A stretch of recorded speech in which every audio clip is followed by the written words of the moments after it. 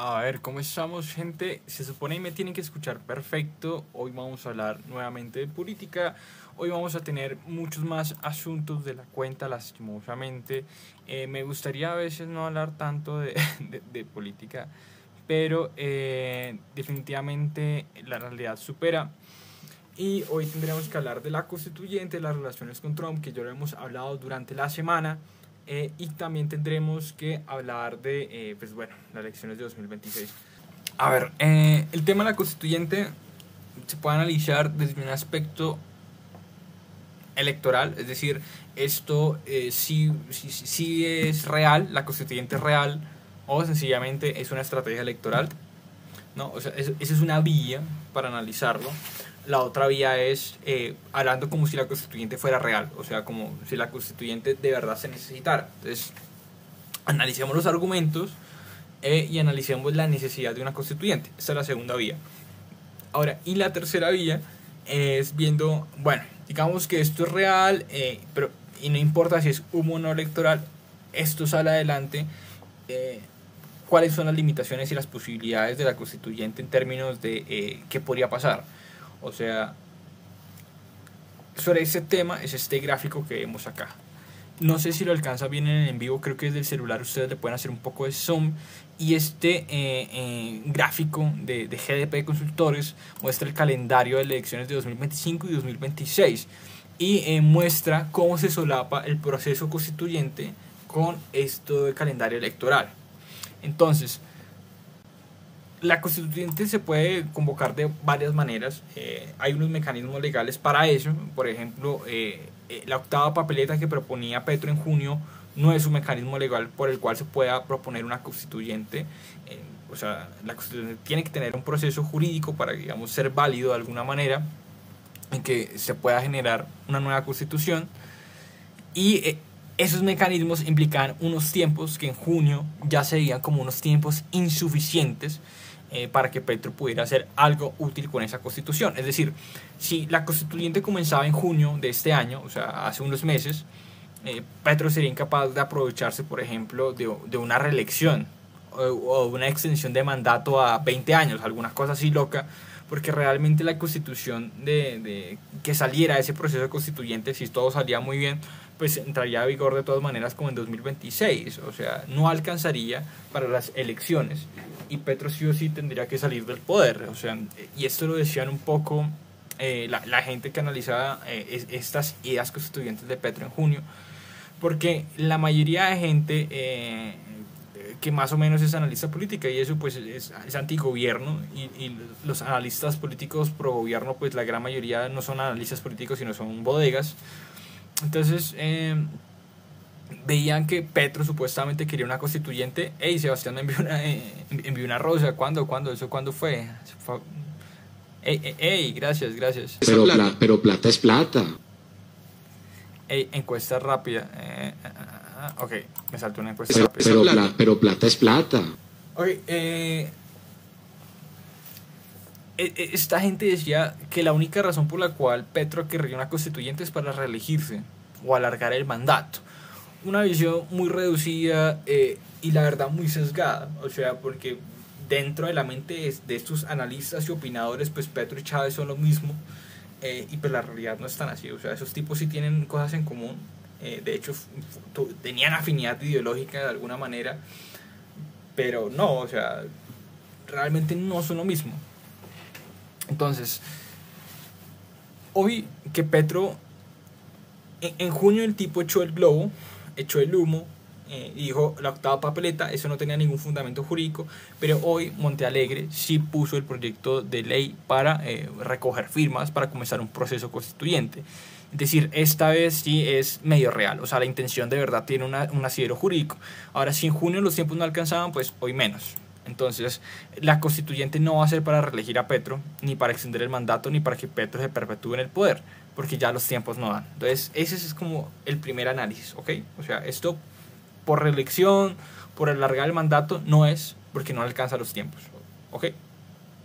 La constituyente entonces debe ser por algo más. Nos queda la alternativa del análisis 1, que es por temas electorales, o sea, por vender humo, por hacer campaña, Y dos, de que de pronto sí existan unas ideas de fondo, unos argumentos de por qué hay una nueva constituyente. Entonces, antes de mirar eso, vamos a mirar el cronograma. Perdón lo lento, es que ya estoy muy cansadito, es que en serio hoy madrugué temprano. Entonces, el lanzamiento de la constituyente se realizó el 23 de octubre y tendría lo que queda de octubre, noviembre, diciembre e iría hasta, miren, hasta abril del siguiente año en el proceso de recolección de firmas. O sea, vean, la primera vuelta, si no estoy mal, es en abril también. Miren, es el 31 de abril la primera vuelta. Y el proceso para recolectar firmas de la constituyente sería hasta el 23 de abril.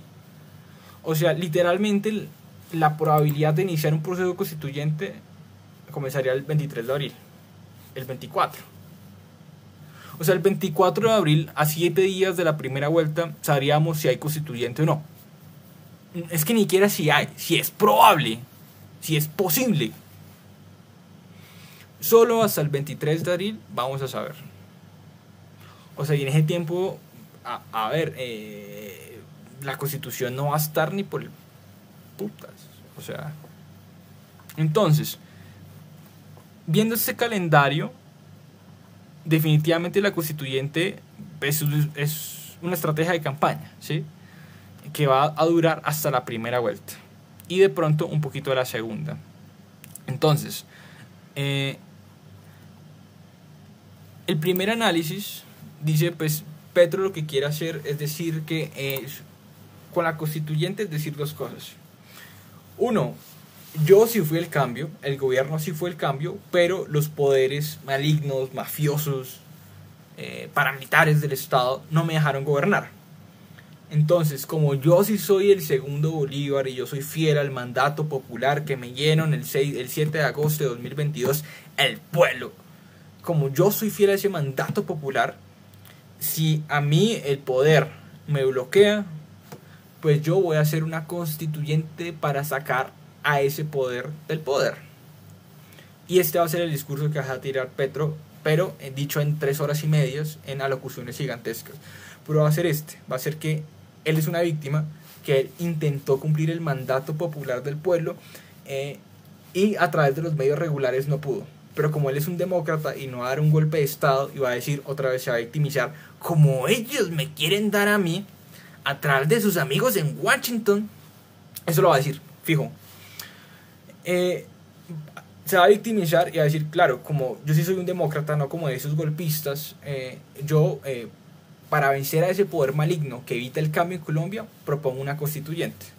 Entonces, no importa si la constituyente sale o no, lo que importa es que Petro muestre y tenga el discurso de que él lo ha intentado todo por el país y ha sido las élites, las mafias enquistadas en el poder lo que no le han permitido.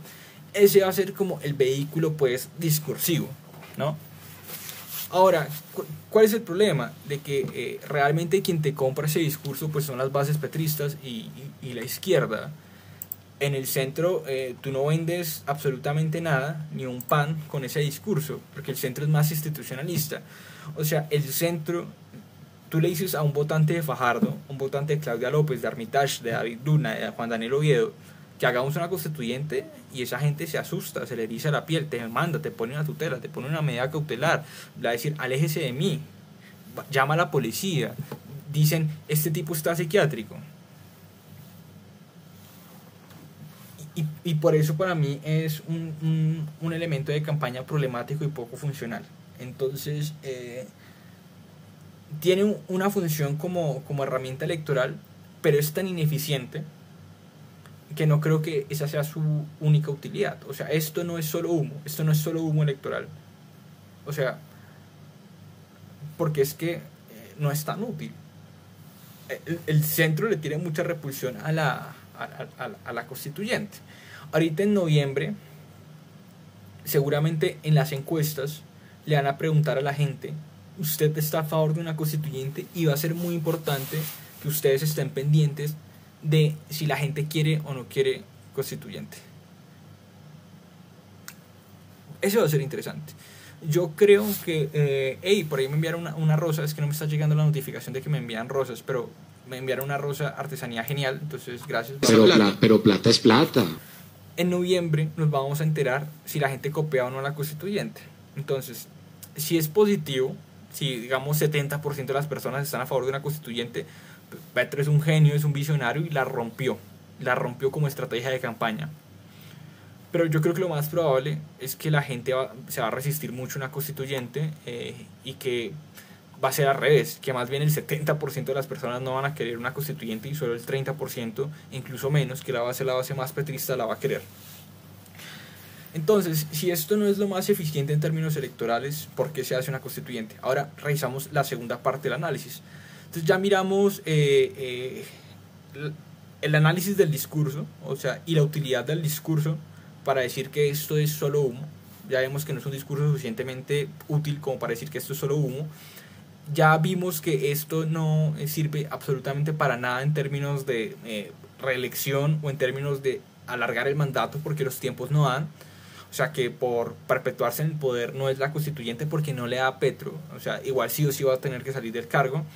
Entonces nos queda el tercer campo de análisis y es pensar que quizás hay unas ideas detrás de la constituyente, de que esto sí es algo medianamente serio. ¿Cuáles son los argumentos para una nueva constituyente?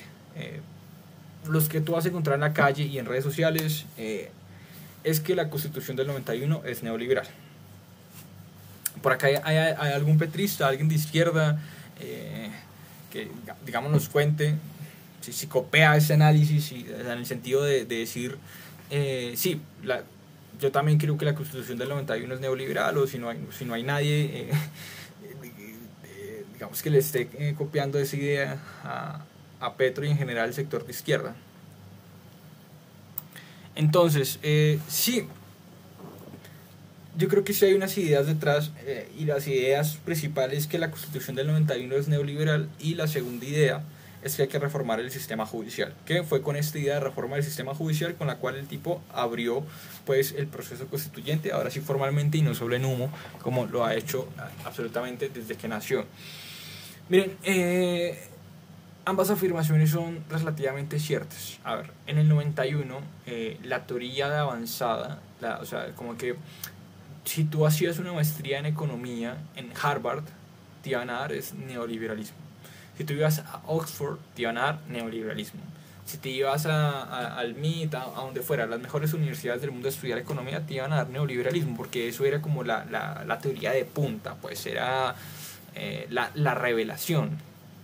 Y realmente los grandes capitales apoyaban el neoliberalismo y de alguna manera estos constituyentes del 91 muchos eran de esta tecnocracia educada en economía en Estados Unidos, que hicieron parte del propio gobierno Gaviria, y esta gente pensaba que para que Colombia tuviera un desarrollo y fuera un país viable, pues tenía que seguir, digamos, el santo grial del neoliberalismo, que era pues sencillamente la macroeconomía, la estabilidad macroeconómica y algunos otros principios.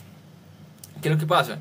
Que mientras que la constitución del 91 era neoliberal y planteaba el Estado no como un Estado de derecho, sino como más bien un Estado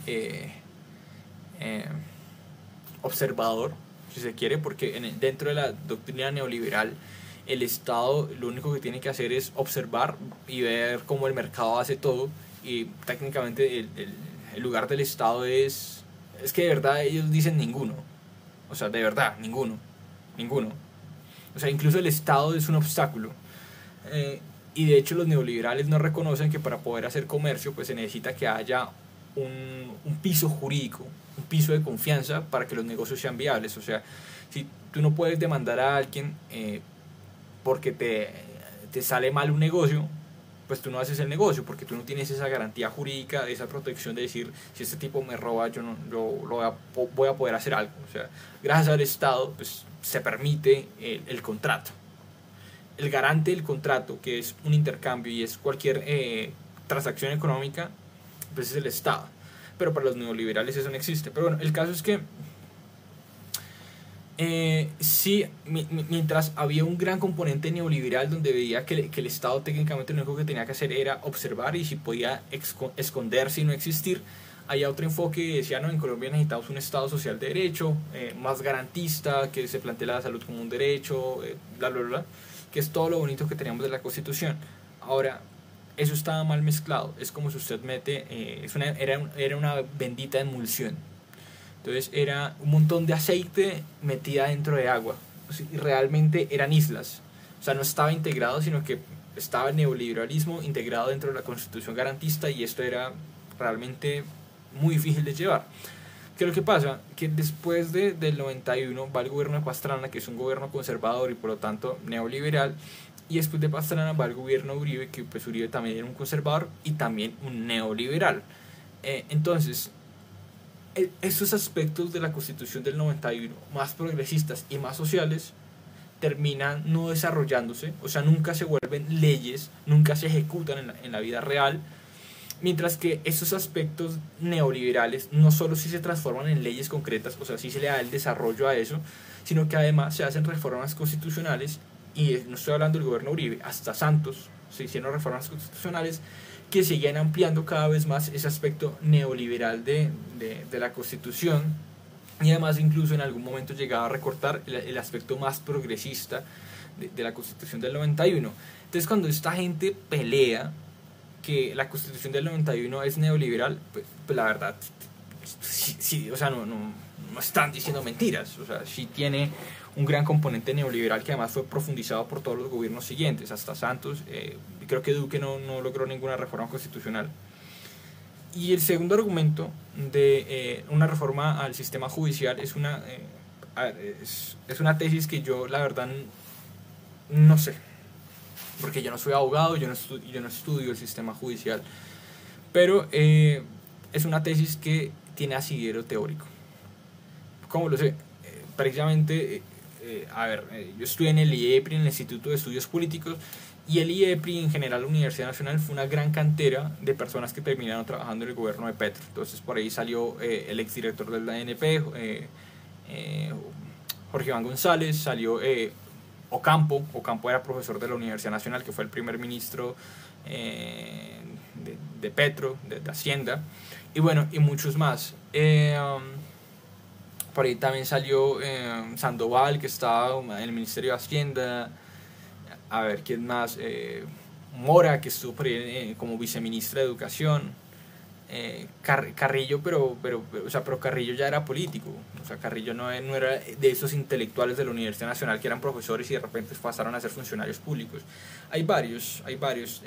También muchos se fueron no tanto para ministerios, sino para viceministerios y como asesores y como jefes de despacho y ese tipo de cosas.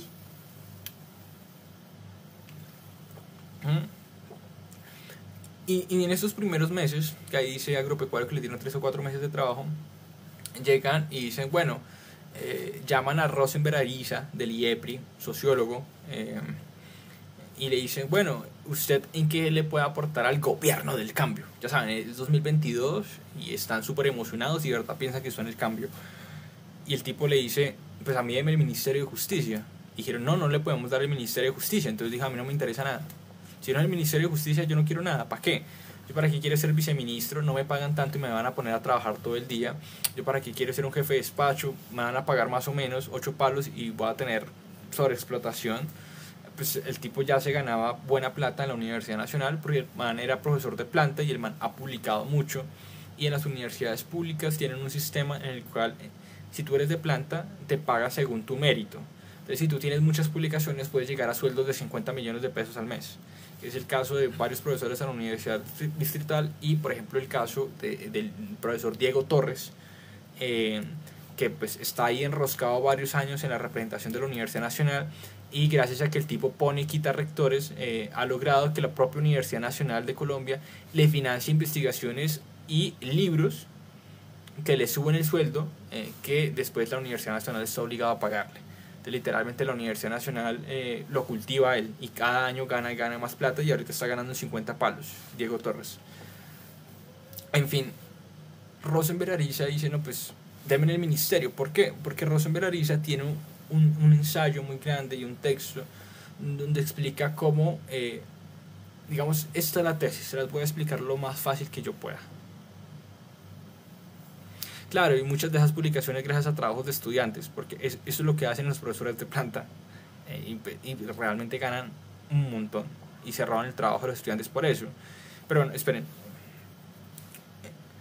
Les voy a explicar un poco la tesis de Rosenberg Ariza, que es una tesis que sí la he escuchado muchas veces en el mundo académico, pero pues el tipo es el que realmente la tiene trabajada y tiene un ensayo grande sobre eso. Hay una tesis dentro de la ciencia política y la historia en Colombia, y es que en Colombia ha habido un sistema político cerrado. ¿Qué significa un sistema político cerrado? Que no permite la participación de gente que no sea de la oligarquía. Eso comenzó a cambiar con la Constitución del 91. Entonces ahora mucha gente pudo crear partido político y participar en la política, y era un espectro político amplio. Antes del 91 que había bipartidismo muy cerrado, una oligarquía detrás del hecho con el Frente Nacional, y antes era peor. ¿Cuál es el problema? Que gracias a la Constitución del 91, pues sí, se abre el espectro político y ya no es un sistema político cerrado, o al menos tan cerrado. Pero el problema es que el poder no solo es la capacidad de ser elegido, el poder también es el sistema judicial. Entonces, dentro del sistema judicial, lo que pasó es que pues no hubo absolutamente ningún cambio desde la Constitución del 83. Hubo una reconfiguración, pero el sistema judicial sigue siendo un sistema de castas. Es decir, y esto, mucha gente que sea abogada, no sé si haya abogados acá, podrán confirmar que usted puede salir de la Unilibre, puede salir del externado, de Rosario, de la Universidad Nacional, de los Andes o de por allá un garaje, y usted igual sí tiene posibilidad de ser juez, pero no es tan fácil. Ahora, si usted es un abogado del Gran Colombiano, de la Universidad Libre, o sea, de una universidad que no sea pues lo super guau, la posibilidad de que usted llegue a la Corte Constitucional, al Consejo de Estado, es absolutamente cero. La gente que llega a las altas cortes en realidad es gente de familia, es gente que tiene generaciones y generaciones en la rama judicial, y que han ocupado esos lugares de poder durante muchas generaciones, al menos 3, 4, y que tienen la red de contactos para poderse elegir como jefes digamos, de esos diferentes sistemas judiciales y escalafón.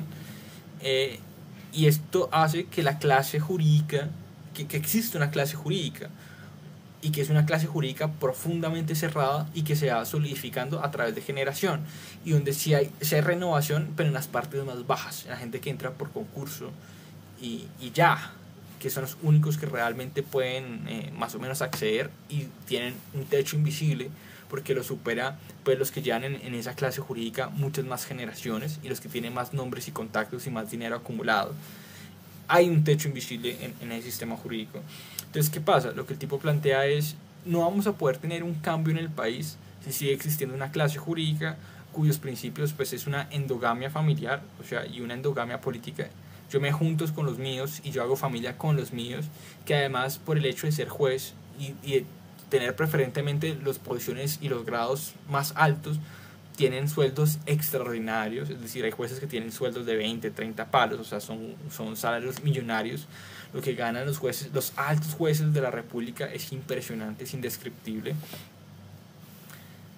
Y Rosenberg Ariza plantea: no es posible que Colombia avance sin esa reforma al sistema judicial. ¿Cuál es el problema? Que el sistema judicial es irreformable, está diseñado para no ser reformado, y la única manera de repensar el sistema judicial es a través de una asamblea constituyente, porque no hay mecanismos en la Constitución ni a través del sistema judicial para que el sistema judicial se repiense. Ahora, no solo es un tema de estructura, sino también de pensamiento. El caso de la liberación del juicio Uribe, a ver, el juicio fue de puro derecho basado en Kelsen, que es derecho positivo, y es: ok, vimos un delito, pero como esa prueba no fue obtenida de manera legal, entonces no podemos juzgarte por eso, pero existe el delito, y prima más el procedimiento que el derecho de la víctima. O sea, esto es absurdo, esto es profundamente un enfoque de derecho positivista de Kelsen, que esto es santanderismo puro y duro, donde importa más la leguleyada, importa más la ley que la utilidad de la ley. Entonces la ley en Colombia sirve para sí misma, no para el pueblo y no para un sentido de Estado y no para pues, garantizar derechos. O sea, ¿cómo es posible en que tú tumbes un juicio y una sentencia porque una prueba que es correcta, una prueba que muestra un crimen, tumbes porque la prueba no se obtuvo, digamos, de una manera, o sea, se obtuvo de manera lícita, pero no de manera correcta? Esto es de una estupidez, pues, muestra la esencia misma del sistema jurídico colombiano, y es por eso que muchos procesos jurídicos no salen a luz. Entonces, resumiendo, ¿qué pasa con la constituyente? Sí, es una estrategia de campaña política. El problema es que los alcances son limitados. Realmente quien le copia esta estrategia de campaña política pues es la izquierda. Toca esperar a ver en encuestas en noviembre si alguien que no sea de izquierda y específicamente petrista le copia a la constituyente. Entonces, aunque sea una estrategia de campaña, va a ser una mala estrategia de campaña. Y realmente es una estrategia creada para el propio Petro, para Petro poder excusarse él mismo la responsabilidad de su mal gobierno y de su mala estrategia política, que es una estrategia política de confrontación política, no de negociación ni de consenso. ¿Cuál es el punto de la constituyente? Decir, yo he utilizado todas las vías posibles para hacer el cambio, pero la clase política, la oligarquía, la mafia, como le quieran decir, no me ha dejado, entonces acudo a la última instancia, que es una constituyente. ¿Cuál es esa clase? La clase jurídica que me ha tumbado la reforma pensional, que me tumbó el Ministerio del Trabajo, perdón, el Ministerio de la Igualdad, que de alguna manera también en su punto me tumbó la reforma al trabajo, pero esa no la tumbó las Cortes, sino la tumbó el propio Congreso. Esta clase política que no permite las reformas del cambio, esa clase jurídica, perdón, además de la clase política. Porque la clase política se quita en las urnas y la clase jurídica se quita en la constituyente. Ese va a ser un poco el discurso. Y el trasfondo del discurso es: Petro es perfecto, Petro lo ha hecho todo bien, Petro se ha sacrificado por el pueblo, pero lo que Petro no ha logrado es culpa de una barrera. Pero aún así Petro es tan genial y tan grandioso que va a ser incluso su última carta, que va a ser una constituyente para que el pueblo pueda superar esa barrera, porque él tiene el mandato popular de superar esa barrera. Ese va a ser el discurso de Petro. Pero nuevamente, en términos de estrategia política, yo le veo un alcance muy limitado. Entonces la constituyente no es solo por esto, no es solo por ganar elecciones. Ya vimos que la constituyente no tiene ninguna utilidad para perpetuar a Petro en el poder, ni extender el mandato, ni una reelección, porque no dan los tiempos. O sea, por dar, si se quiere, un golpe de Estado no es. Y por hacer campaña tampoco tanto, porque no es tan útil. Entonces nos queda, nos queda el tercer elemento, y es que de fondo sí haya algún argumento para hacer una constituyente. Y los hay, pero solo hay dos. Literalmente solo hay dos argumentos. No hay más. Se los juro, no hay más. Lo he pensado, lo he estudiado y no hay más argumentos. Y es que la Constitución del 91 es neoliberal y que hay que reformar el sistema judicial. Y no hay más argumentos. Miren, yo les voy a decir la verdad. Colombia gana si el proceso constituyente se avala solo para el sistema judicial y solo para el tema neoliberal. O sea, como que digamos, si hagamos una constituyente, pero solo para estos temas. Y que no termine siendo una constituyente, sino que sea un consenso para una reforma constitucional. Si hacemos esto, todos ganamos. El sistema judicial se abre, corregimos el corte neoliberal, que recordemos, en el 91 eso era lo más tecnócrata, pero hoy lo que dice los datos, lo que dice el desarrollo teórico, es que el neoliberalismo es más ideología que programa científico, porque los datos demuestran que el neoliberalismo útil para la sociedad pues no es. Y por eso ahí está Piketty, por eso ahí está Stiglitz, ¿sí? Y por eso usted va a los Andes, a Harvard o a Oxford a estudiar economía, y hoy lo que se dicta en Oxford en economía y en los Andes y en la Universidad Nacional son enfoques mixtos, que combina neoliberalismo con socialdemocracia, con, bueno, neoliberalismo con neokeynesianismo. Y eso hay que corregirlo, o sea, el neoliberalismo de la Constitución del 91 hay que corregirlo, ¿sí? Y también hay que corregir ese tema de la clase jurídica. Pero usted abrir una constituyente para corregir esas dos cosas y abrir la puerta de que se caiga todo lo demás, los derechos adquiridos, lo garantiza la Constitución, la idea no solo de, bueno, de pronto la Constitución queda muy similar, pero es que la Constitución del 91 fue un pacto social. Realmente ha sido el único gran pacto social que ha tenido Colombia. De verdad era un pacto amplio. Ahí había neoliberales, conservadores, católicos, ateos, indígenas, había de todo. O sea, faltaba que estaba... Literalmente lo único que le faltaba a la Constitución del 91 es que el pibe fuera constituyente. Y ya estaríamos todos. A ver, tumbar la Constitución del 91 es también tumbar el único buen mito nacional que tenemos. Y a mí eso me parece complicado. Yo creo que lo mejor que le podría pasar al país es que haya una discusión para hacer una reforma constitucional, no una constituyente, sobre estos dos temas. O sea, un colectivo de reformas constitucionales, pero no una constituyente. Y que más bien la sociedad diga, no, es que la constituyente del 91 fue nuestro pacto fundacional. Antes del 91 en realidad Colombia era una mierda y después del 91 tenemos derecho a existir y tener dignidad. Porque antes del 91 esto no era un país digno. Y esa es la verdad. Antes del 91 esto no era un país digno.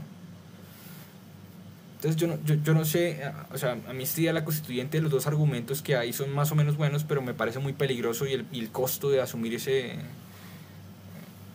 peo. O sea, me parece increíblemente costoso. Sí, pues yo no sé ustedes qué piensan. Y también está el escenario. A ver, yo creo que yo abrí un documento de Bali. Vamos a ver el documento donde hablan de la constituyente. No está por acá. Bueno, por ahí lo tendría. Y Bali plantea un escenario, y es que, pues, es que la verdad, en el caso de que igual se quiera hacer una constituyente, tienen que llamar a unos, o sea, como que unas elecciones a los constituyentes, o sea, normal, es como escoger al Congreso, pero en vez de usted escoger al Congreso, usted escoge constituyentes. Y los constituyentes tienen unos plazos establecidos para formular una nueva constitución, y después la constitución tiene que ser aprobada por el presidente, y después de que es aprobada por el presidente la gente la tiene que ir a votar a las calles. Y perfectamente podría pasar lo de Chile, donde la gente logró que se abriera el proceso para crear una nueva constitución, la gente votó por los constituyentes, pero cuando sacaron la nueva constitución la gente dijo que es esa mierda y no votó por la constitución. ¿Sí me van a entender? Que también es eso. Chile se puede parecer mucho a Colombia, porque incluso en Chile había un progresismo, una fuerza social muy fuerte que dijo una nueva constituyente, pero al momento de escoger los constituyentes pues ganaron los políticos tradicionales. Entonces los constituyentes eran de derecha. Y pues a ver, las diferencias con la constitución de Pinochet no eran muchas, y al final comenzaron a distinguirse en cosas ridículas, y pues a ver, los representantes de izquierda eran cuadros muy radicalizados que llegaban en el absurdo, ¿no? Entonces que la constituyente, que la constitución dijeran todas y todos, pues es una nimiedad, una huevonada. Entonces perdió el prestigio y el valor de la idea misma de una constituyente en Chile, y eso al final fracasó. Eso también nos podría pasar en Colombia. Realmente demasiado caro, demasiado caro, demasiado. Es que la constitución en Colombia, la constitución del 91 no solo es una carta de derecho, no solo son reglas, representa el único y mejor pacto político que ha tenido Colombia en su vida. Y tú desechar esa vaina, malograrlo por una vaina que ni siquiera sabes si va a salir bien, que puede que sea regresivo, por un capricho de Petro de decir que él no ha hecho nada malo, que es la clase política la que no la ha dejado, y que él como obedecedor del mandato popular tiene que hacer una cosa, o sea, no sé. Yo no le copio a la constituyente. A mí le copio más a unas reformas constitucionales. Y a meterle propaganda dura a la constitución del 91. O sea, yo le voy a eso.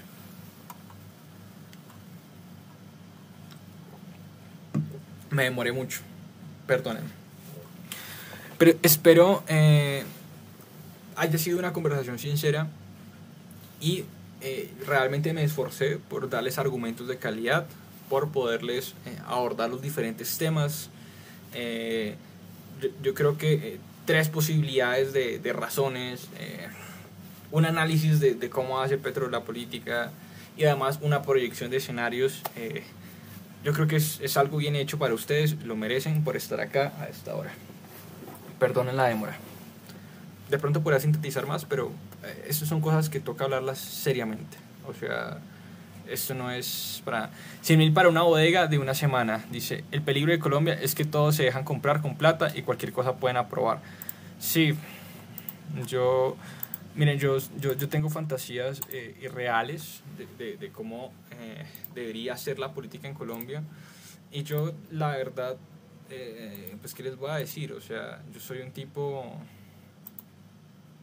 que a mí me gustaría que existiera una sociedad civil, la gente saliera y marchara y dijera vamos a organizarnos y vamos a armar democracia radical, y que cada persona nacida en Colombia diga primero soy un demócrata y después soy colombiano, y la democracia solo se hace en el andar. La democracia no es votar, sino la democracia es el prójimo. El poder y la política es el prójimo. Y yo siempre tengo que andar con mi prójimo y siempre tengo que llegar a un acuerdo con el prójimo y siempre tengo que construir con un prójimo, y construir nación significa construir un hogar común. O sea, literalmente, es que ni siquiera yo es que tenga una cosmovisión indigenista, yo me parezco más a esta cosmovisión africana del Ubuntu, del soy porque somos. De verdad, esa es mi fantasía política, un mundo en el que la gente es porque somos. Sí, está la cosmología africana, pero también está en la descripción del príncipe, porque, a ver, Nicolás Maquiavelo, perdón, el príncipe no, sino Nicolás Maquiavelo tiene como varios libros, entonces tiene como el lado oscuro de la vida, que es el príncipe, y tiene el lado bonito, que es que no me acuerdo cómo se llama el otro texto, donde el mal plantea que la democracia es el bien común de la comunidad, no necesariamente votar, sino es la democracia... o más bien el fin del poder es la libertad, y la libertad nunca va a ser individual, sino la libertad es colectiva. Esa es mi fantasía. Entonces, un proceso constituyente para mí solo tiene sentido si el proceso constituyente nos va a hacer libre a todos, no a unos, a todos. Y la única manera de que nos haga libres a todos es que todos participemos y lo hagamos a conciencia, ¿no? Y lleguemos a un consenso. Pero, eso para que pase en Colombia, yo no veo el ambiente político para una constituyente. De verdad, o sea, bonita como la del 91, yo no lo veo. Y además porque es una propuesta de Petro. O sea, no es una propuesta de la sociedad civil como en el 91, sino es una propuesta de Petro. Acá somos porque hay dinero. Si no hay dinero, no somos y nunca seremos. Eso es cierto. Agropecuario, sistema neoliberal, así es el mundo. Es más, como así es el mundo, denme... Pero plata es plata. Denme en cash. Listo, gente. Entonces, hoy realmente estoy muy cansado. Tengo sueñito. Hoy no vamos hasta las 2 de la mañana. Piensen en el problema de la constitución, de la constituyente. Y pues nada, yo los dejo con...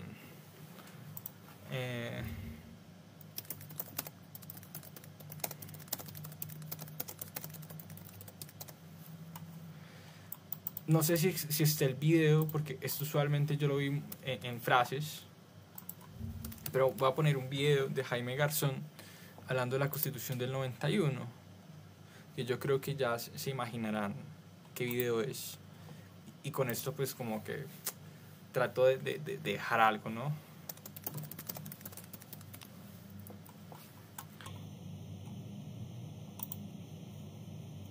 Yo tuve una experiencia con los indígenas que fue traducir la Constitución a lenguas indígenas. Y con la comunidad Wayuu, que es una comunidad brava de la Alta Guajira, muy conocida por traquetear siempre, por intercambiar cosas. La palabra traquetear viene de trocar, después se confundió con el traqueteo de las ametralladoras, que inicialmente era trocar. Esa a mí me tocó traducirla con ellos. La experiencia era, ellos se reunían, uno iba con un traductor y un abogado de ellos, y les decía, nosotros tenemos una constitución. El traductor decía, y ellos ahí decían, y uno decía, ¿qué están diciendo? Y ellos le devolvían. El artículo 11 para nuestra constitución, para vergüenza nuestra constitución, dice, artículo 11, nadie podrá ser sometido a pena cruel, trato inhumano o desaparición forzada. Imagínense esa vaina. Que una constitución de un país diga eso. Eso es algo así como si uno llega a una casa de visita y dice, por favor no se suene con el mantel. Uno dice, no, pero los que viven aquí son unas bellezas. Bueno, entonces, dice, nadie podrá ser sometido a pena cruel, trato inhumano o desaparición forzada. ¿Sabe qué tradujeron los indígenas? Pedazo 10.2. Nadie podrá llevar por encima de su corazón a nadie, ni hacerle mal en su persona, aunque piense y diga diferente. Listo.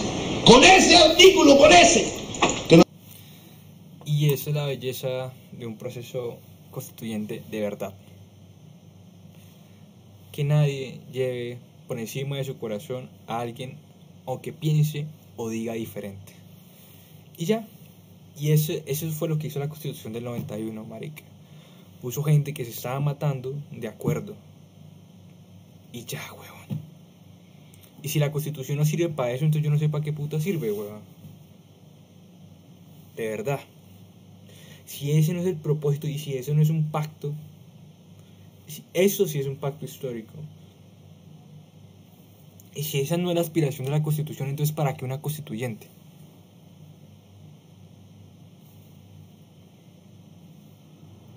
Es el derecho a existir en comunidad,